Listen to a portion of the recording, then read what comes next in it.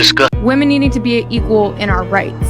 That's what feminism is about. We deserve the same amount of respect that you demand from. I understand what you're saying. You're saying that feminism is about women having equal rights under the law. Women have basically every advantage under the law today.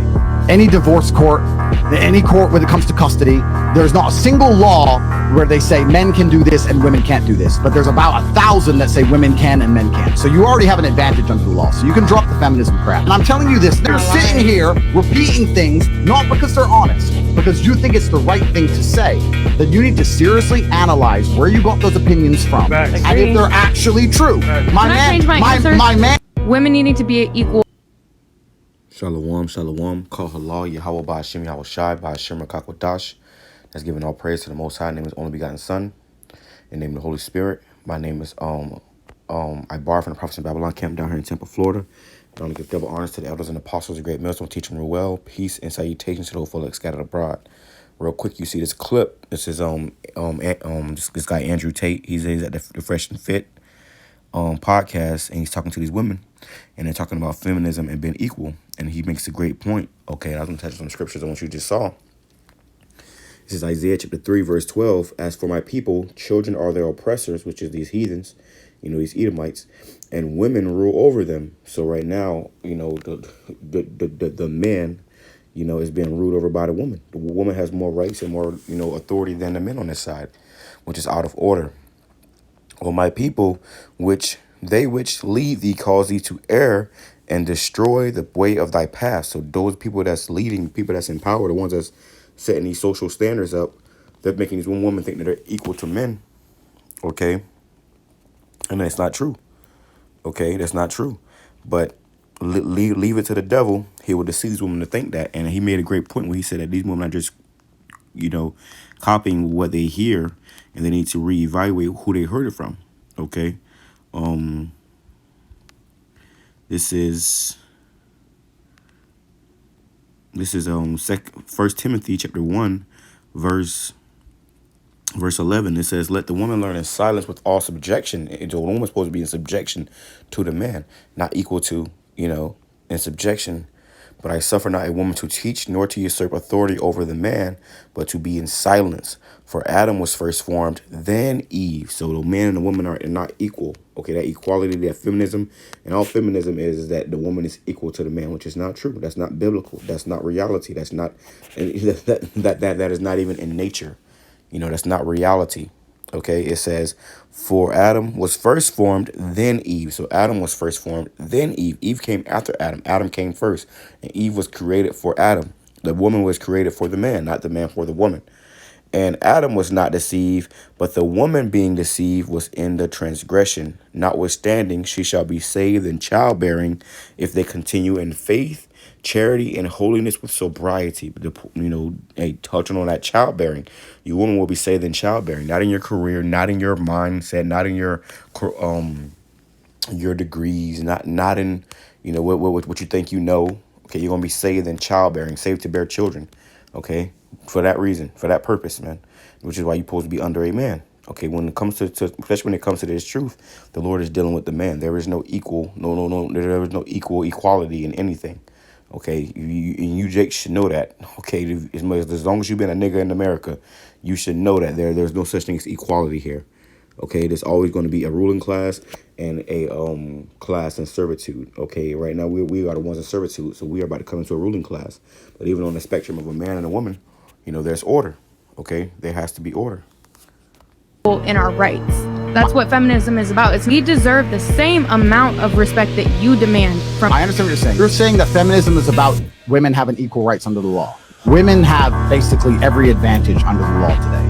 Any divorce court, any court when it comes to custody, there's not a single law where they say men can do this and women can't do this. But there's about 1,000 that say women can and men can't. So you already have an advantage under the law. So you can drop the feminism crap. And I'm telling you this, they're sitting here repeating things, not because they're honest, because you think it's the right thing to say. Then you need to seriously analyze where you got those opinions. You see what he said about the law too. Okay, because these laws were put in place by the devil, and it was all to keep things out of order, not in order. Okay, Isaiah chapter 10, verse 1. Woe, which means destruction unto them that decree unrighteous decrees, which we was going into about the the custody court or whatever, or like, divorce court, all that stuff. That's an unrighteous decree that they have in those courts where it favors towards the woman. And according to the scriptures, it favors more towards the man because the man is more logical. The man is more, he's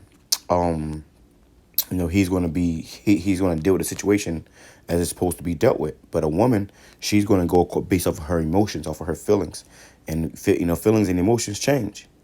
It says, and that right, so like, woe unto them that have that to them that decree unrighteous decrees, and that right grievousness which they have prescribed. And that's what all that says. It's a bunch of grievous. It's all the divorce court, the custody thing, all those things do, child support, all those things do is destroy families, man. It has destroyed families. Okay, this is why you have so many single parent households. And Esau is seeing that it's even trickling over to his families, man. Okay, whatever they try to do to use to destroy us, it's actually destroying them. Okay, but it says, verse 3, verse 2, turn aside the needy from judgment. To turn aside the needy from judgment and to take away the right from the poor of my people. They're taking away your right.